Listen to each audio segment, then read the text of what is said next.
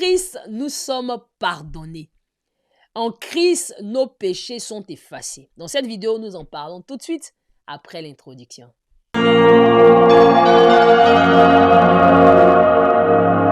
Bonjour et bienvenue sur cette chaîne, moi c'est Rachel. Ici, nous parlons d'évangélisation et d'apologétique. Le but, c'est de t'envoyer et d'envoyer chaque enfant de Dieu à connaître, à aimer, surtout à partager sa foi avec aisance et simplicité. Si tu es là pour la première fois, sache que je suis heureux, ravi de pouvoir justement te voir sur cette chaîne. Si tu aimes cette chaîne, n'hésite pas à t'y abonner, activer la cloche de notification pour ne manquer aucun de nos prochains contenus. Nous faisons des vidéos pratiquement toutes les semaines, 2 fois par semaine, si le Seigneur nous le permet. Et je crois que tu vas avoir un grand bénéfice au travers de ces différents contenus que nous essayons de proposer chaque semaine. Que le Seigneur te bénisse abondamment.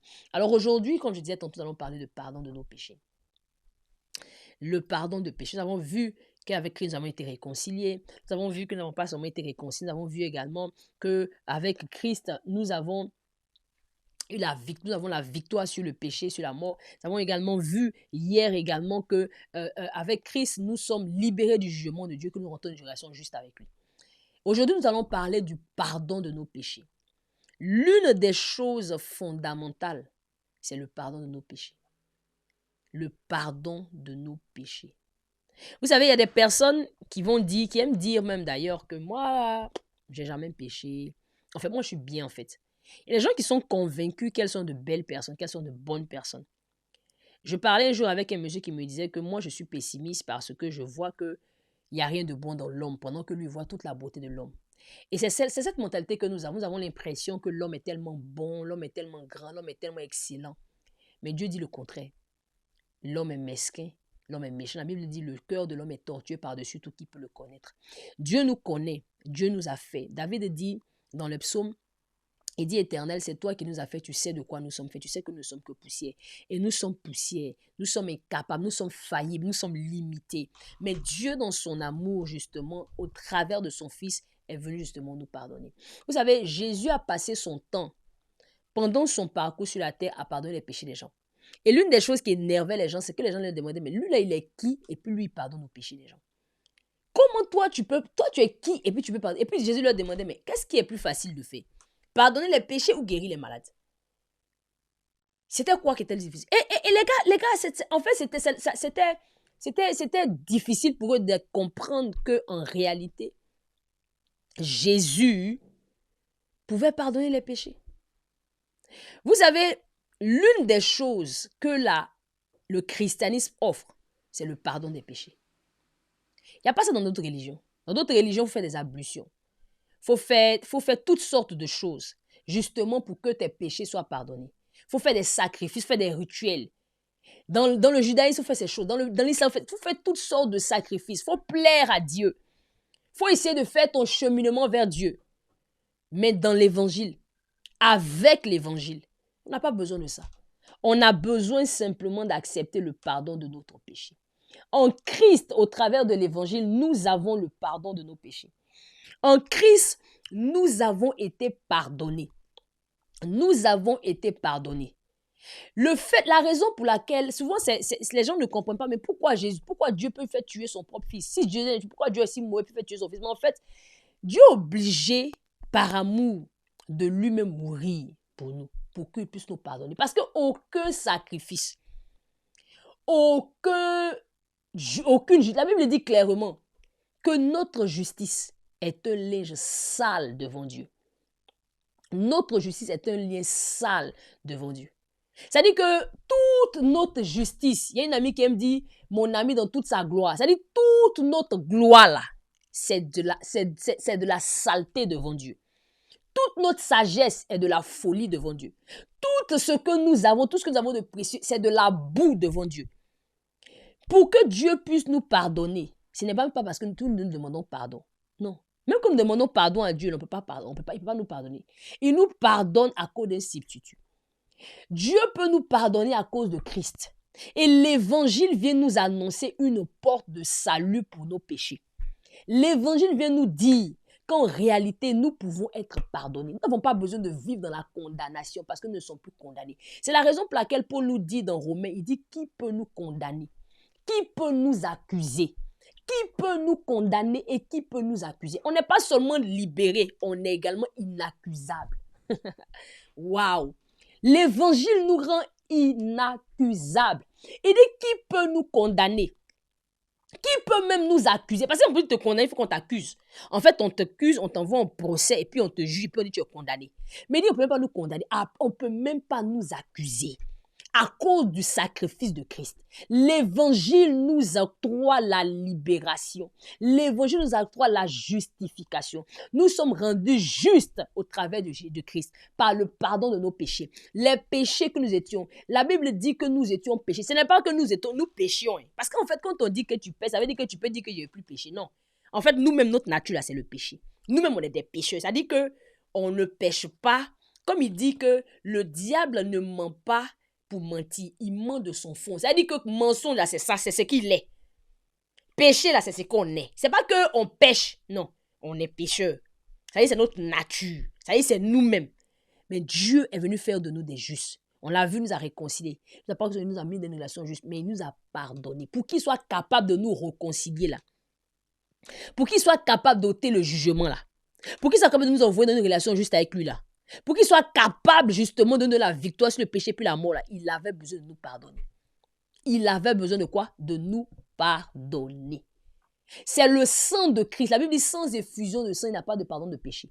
Mais comme aucun de nos sangs n'était suffisant pour nous-mêmes nos propres fautes, c'est-à-dire que tu ne peux pas toi-même faire couler ton sang pour dire que Dieu, voici mon sang, il fait couler, pardonne-moi. Ce n'est pas possible. Il a fallu que Dieu lui vienne faire couler son sang pour que nous puissions avoir accès au pardon.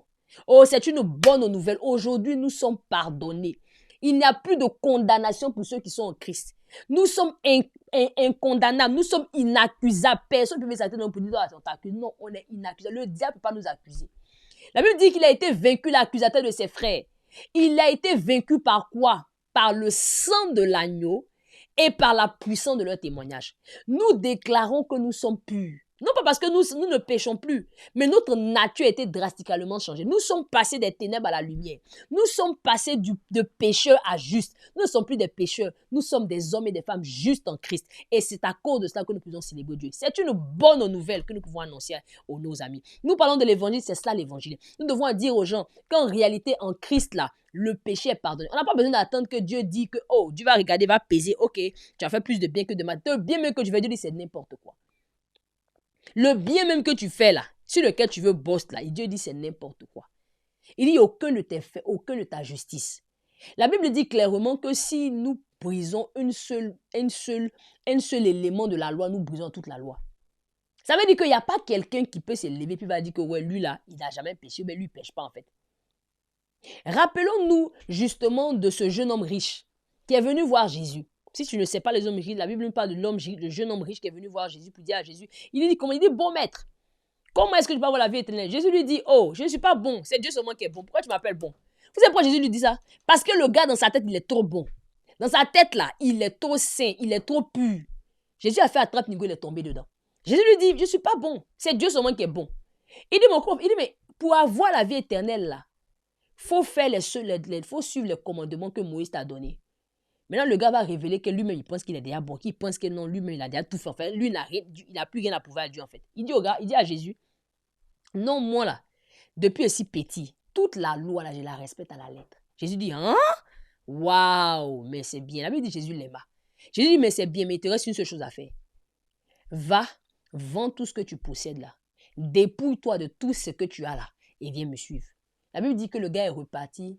Il est reparti quoi? Très triste parce qu'il possédait beaucoup de biens. Jésus l'a attrapé. Il m'avait dit, Marie, ça, Jésus l'a aimé. En fait, ce qu'on doit comprendre, c'est que quand nous pensons que nous sommes justes, nous ne pouvons pas accéder au pardon. Celui qui peut demander pardon, c'est celui qui est convaincu qu'il a fait une erreur. Et celui à qui on peut pardonner, c'est celui qui est repentant. Donc la bonne nouvelle que nous avons annoncée, c'est de dire que Jésus a payé pour nos péchés. Mais la réalité, c'est que nous devons accepter le pardon qu'il nous accorde là. En Jésus, nos péchés sont pardonnés. Il n'y a personne qui est juste. Même si nous pensons que nous faisons les 10 commandements, s'il y a un seul domaine de notre vie qui est défaillant, nous péchons à toute la loi. Et ce jeune homme, ce qui était défaillant dans sa vie, c'était l'amour. Il faisait les choses par religiosité. Il faisait les choses par pratique. Il ne le faisait pas par amour. Or, la Bible nous dit clairement que tout ce qui ne se fait pas par amour, là, c'est du vent. Il dit, tu peux avoir toute la connaissance de la terre. Tu peux chasser tous les démons. Tu peux prophétiser comme tu veux. Tu peux guérir tous les mal. Tu peux guérir même. C'est-à-dire que le gars, il est mort. Il a découpé, ils l'ont découpé. C'est-à-dire c'est les autres. Toi, tu peux prendre ça collant, c'est plus le venir de l'homme. Il dit, si tu fais ça sans l'amour, là, tu ne fais rien. Et ce jeune homme a démontré qu'il n'était pas prêt à aimer Dieu comme Dieu le voulait. En tant le désir de Dieu, c'est l'amour. Et pour que nous puissions aimer Dieu là, on a besoin d'être pardonné. En tant, Jésus nous a accordé ce pardon-là. Bien aimé, la religion nous aide. Nous veut nous montrer comment on fait pour aller vers Dieu. Jésus est déjà venu vers nous pour nous montrer comment on peut venir vers lui. C'est en l'acceptant. Et cette bonne nouvelle de la réconciliation au travers du pardon de nos péchés, nous devons l'annoncer. Nous devons dire aux gens qui sont dehors que les gars, Jésus nous a déjà pardonné. Son sang a coulé. Je veux dire, sans effusion, ça n'a pas de pardon de péché. Son sang a coulé. Et parce que son sang a coulé, le pardon est possible. Parce que son sang, et pas n'importe quel sang, c'est le sang du Fils de Dieu.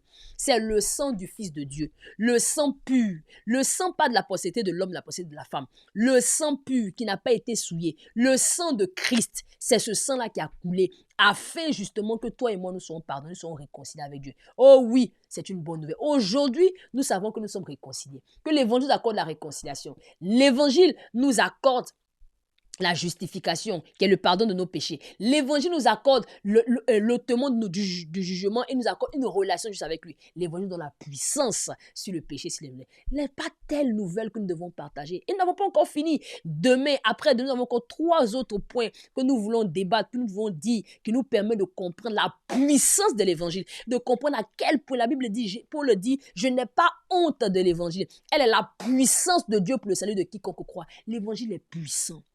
L'évangile nous donne accès à Dieu. L'évangile nous justifie. L'évangile nous met dans une relation avec Dieu. Demain, nous verrons notre aspect de l'évangile. Mais pour l'heure, réjouis-toi, toi qui es enfant de Dieu, de ce que tu as accepté l'évangile, de ce que tu as l'évangile dans ta vie, de ce que Christ est venu te donner la possibilité d'être pardonné, d'être justifié et d'être rentré dans une relation vivante avec le Seigneur. Que le Seigneur soit béni abondamment. Tu as aimé cette vidéo, n'oublie pas de l'aimer et de la partager autour de toi. Que le Seigneur te bénisse abondamment. Je te dis à très bientôt.